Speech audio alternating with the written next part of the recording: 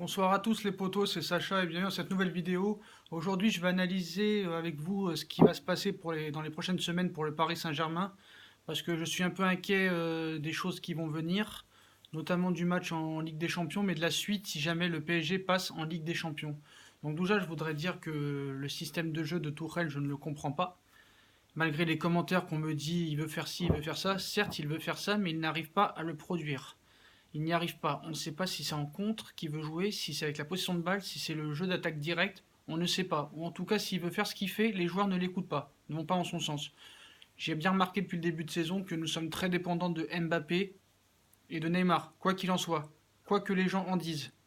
Moi, j'entends un supporter hier qui a dit que Paris a dominé toute la deuxième mi-temps. Je pense que c'est plus des lunettes qu'il lui faut, c'est plus un caméscope, je ne sais plus ce qu'il lui faut. Bref, moi je voudrais parler du match contre Belgrade qui arrive, et j'ai l'impression que les Parisiens ont peur de ce match. Les joueurs du PSG ont peur de ce match, les dirigeants, l'entraîneur, je ne sais pas pourquoi, pourtant nous allons qu'à Belgrade.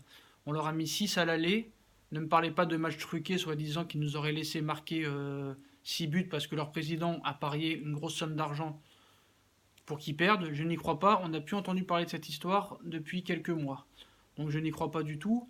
Je pense que Paris est trop dépendant de Neymar et Mbappé parce qu'on a vu qu'à chaque fois qu'ils rentrent ou qu'ils jouent ou qu'ils ne sont pas là, quand ils sont pas là, on a beaucoup de mal. Quand ils sont là, ils amènent tout. C'est tout, il faut le dire. Moi, premier, je l'ai critiqué Neymar, mais on est obligé de dire qu'on a besoin d'eux. Tu vois, hier, quand Mbappé rentre, c'est lui qui amène l'action au tir au but. Même l'équipe de France, c'est pareil, quand il rentre, tu vois que c'est lui qui amène quelque chose. Et malheureusement, on est trop dépendant de ce joueur-là. Et après, vous allez me dire, c'est vrai que tous les autres clubs, les grands clubs, que ce soit la Juve, le Bayern, le Real, le Barça, tu leur enlèves un ou deux joueurs, c'est plus la même chose pour eux, pareil. C'est vrai. Donc il va falloir comprendre le jeu de Tourelle. Moi, je suis désolé, le cas Rabiot commence à m'excéder. Rabiot a été catastrophique, et est catastrophique depuis le début de saison. Quoi qu'il en soit, vous pourrez me dire le contraire, c'est pas vrai. Donc s'il veut partir Rabiot, qu'il s'en aille. Qu'il s'en aille. On n'a pas besoin de lui. Qu'est-ce qu'il a fait à Paris depuis qu'il est là? Il a mis un but contre le Real, c'est ça? Donc c'est bon, faut arrêter les bêtises maintenant. Il a jamais rien apporté, que ce soit même comme Verratti. Verratti, c'est vrai qu'il casse les lignes, mais hier, il a des occasions de tirer. Même dans les précédents matchs, il a des occasions de tirer. Ce joueur ne veut jamais tirer. Il a un problème. Moi, je pense que Tourelle, faut qu'il le prenne à part, qu'il lui apprenne à tirer au cage. Quand il a l'opportunité de tirer. Je suis désolé. Quand vous voyez tous les anciens clubs, enfin tous les anciens grands milieux, que ce soit les Steven Gerrard, les Frank Lampard, eux apportaient quelque chose avec Liverpool, Chelsea, on fait passer des caps à leur club. C'est pas forcément que les attaquants ou les milieux offensifs qui vont te faire gagner des matchs. Des mecs comme Steven Gerrard et Frank Lampard, des Pirlo à la Juve ou au Milan, ont fait gagner des compétitions à ces clubs-là. Et vous voyez que c'est pas que les attaquants, faut pas compter que sur Mbappé et Neymar. C'est vrai qu'un joueur des fois peut te changer un match, mais là ce sera tout le collectif qui va compter. Attends, quand on va à Belgrade mardi, on les entend les dirigeants ou les entraîneurs, même les supporters, on a l'impression qu'on va jouer une qualification en finale de Ligue des Champions contre le Barça ou le Bayern ou l'Atlético Madrid ou la Juve. Faut arrêter, c'est Belgrade. Faut arrêter maintenant. Tu leur rentres dedans, comme j'ai dit hier soir dans le débrief. Tu leur rentres dedans et c'est terminé. Qui est le patron dans cette équipe? Je ne sais pas. Moi, je pense qu'il y a des joueurs qui n'ont plus rien à faire au PSG. Il faut changer. Ceux qui veulent partir, qui s'en vont. C'est tout. Personne n'est irremplaçable. Au PSG, en tout cas. À part Neymar et Mbappé, personne n'est irremplaçable. Rabiot, tu veux partir? Pars. Thiago Silva, tu veux partir? Pars. C'est bon parce que tu as fait un match contre Liverpool. C'est le premier grand match que tu fais au niveau européen depuis 2013. Ça y est, maintenant c'est bon. On peut arrêter. C'est que des matchs de poule. Nous sommes qu'en poule. Et là, on est en train de décider, de voir est-ce qu'on va gagner à Belgrade. Oh, c'est Belgrade, il faut se réveiller. Il faut se réveiller. D'accord? T'es le Paris Saint-Germain. Tu as les deux plus gros transferts de l'histoire du football dans ton club. Tu as une très grosse équipe. Tu as l'indécence de dire que tu vas la gagner avec des champions. Tu as l'objectif de dire que tu vas la gagner. Donc si t'as peur de Belgrade, déclare forfait tout de suite. Qu'est-ce que ça va être contre les autres? Ah, j'ai de la chance au tirage. L'année dernière, oh, j'ai pas eu de chance au tirage. Oh, il y a 2 ans, j'ai pas eu de chance au tirage. Mais il y a 2 ans, t'as gagné 4-0 à l'aller. Tu t'es chié dessus, tu mets tout sur l'arbitre. D'accord, l'arbitre a fait un match catastrophique à Barcelone, contre nous. À Barcelone, le 6-1, la remontada. Mais tu vas pas me dire que les Kurzawa, les Marquinhos, tout le monde a été pitoyable à part Cavani dans ce match-là. Donc tu peux mettre la cause sur l'arbitre, sur Emery, sur tout le monde, il n'y a pas de problème, mais les joueurs aussi ont une grosse part de responsabilité dans cette défaite. Pareil pour le match du Real l'année dernière, ne mets pas tout sur la blessure de Neymar. Ça n'a aucun sens. Donc voilà, moi je sais pas ce qui se passe dans ce club. Tourelle n'arrive pas, n'est pas de la classe patron. Si Paris gagne la Ligue des Champions ou ne serait-ce ne va qu'en demi-finale, je dirais excuse-moi Tourelle. Mais moi, cet entraîneur ne me fait pas le lever. Ne me fait pas le lever. Moi je vois comme Emery, il s'est fait niquer par les joueurs l'année dernière ou il y a 2 ans. Ils sont allés le voir en pleurnichant. Les Brésiliens aussi, ils ont dit comme moi je suis pote avec Thiago Silva, avec Marquinhos, avec tous les Brésiliens, eh ben je vais rien dire. D'accord? On va jouer comme eux ils veulent. Vous voyez très bien comment il voulait faire. Il voulait faire son 4-2-3-1. Il a jamais pu le faire dans la continuité. Voilà. Pastore devait être son milieu, son maître à jouer, avec Verratti et Rabiot. Voilà, pareil. Et le recrutement, je vais en parler. On met tout la faute sur Enrique. D'accord? Mais Tuchel, c'est pas un entraîneur qui doit recruter ses joueurs, qui doit dire quel joueur je veux, au lieu de te concentrer sur la prolongation de Rabiot.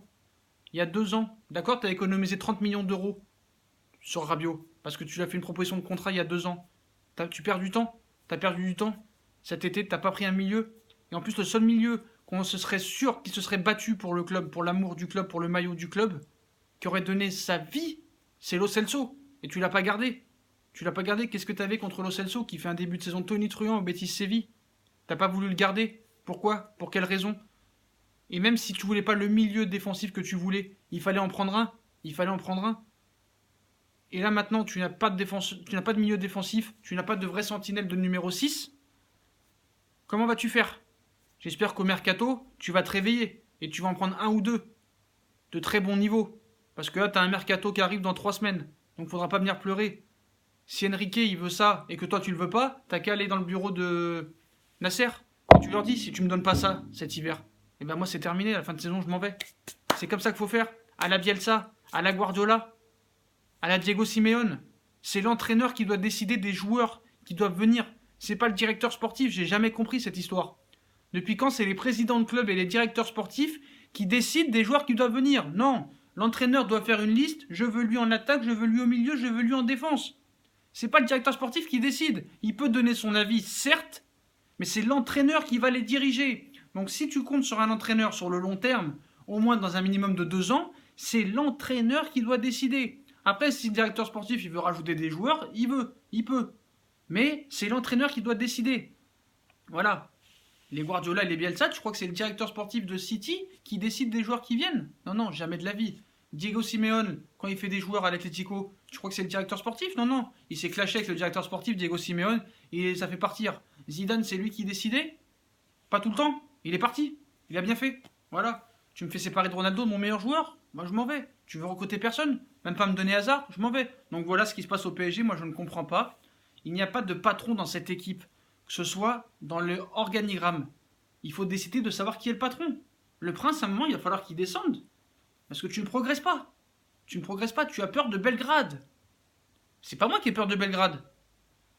Écoutez les commentateurs. Écoutez. Je suis désolé. On a l'impression que Belgrade, Paris joue sa vie mercredi.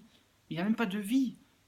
Ah non, non, si on fait match nul et que Liverpool... Mais non, tu gagnes le match, c'est terminé, tu es qualifié. Compte que sur toi-même. Ne compte pas sur les autres.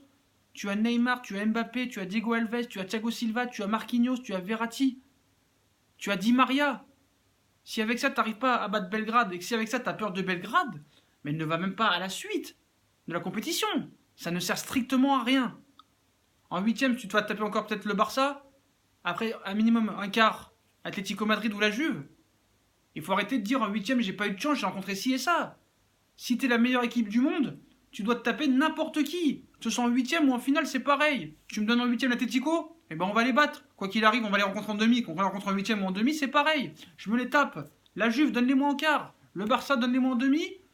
Et le Real ou le Bayern, donne-les-moi en finale. Je m'en fous, peu importe qui c'est. Si on a confiance en nos convictions, si on a confiance en notre équipe, si Tuchel est taille patron comme il le dit et qu'il arrive à faire comme à Dortmund, tu dois avoir peur de personne. Donc Rabiot, s'il veut partir en janvier, qu'il se casse.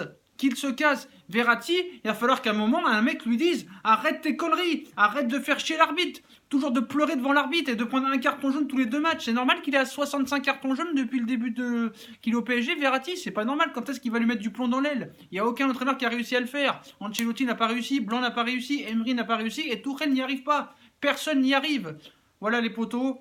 Si vous avez aimé cette vidéo, je vais continuer d'en parler. Je ferai une partie 2 après Belgrade. Je veux en parler, c'est pas possible. Si vous avez aimé la vidéo, on fait comme d'habitude. On like, on partage, on s'abonne, on commente. Je réponds à tout le monde. Il n'y a pas de souci avec ça. Puis les potos, je vous laisse. Et moi, je suis pas d'accord avec certains supporters qui disent que Paris, c'est une grosse équipe.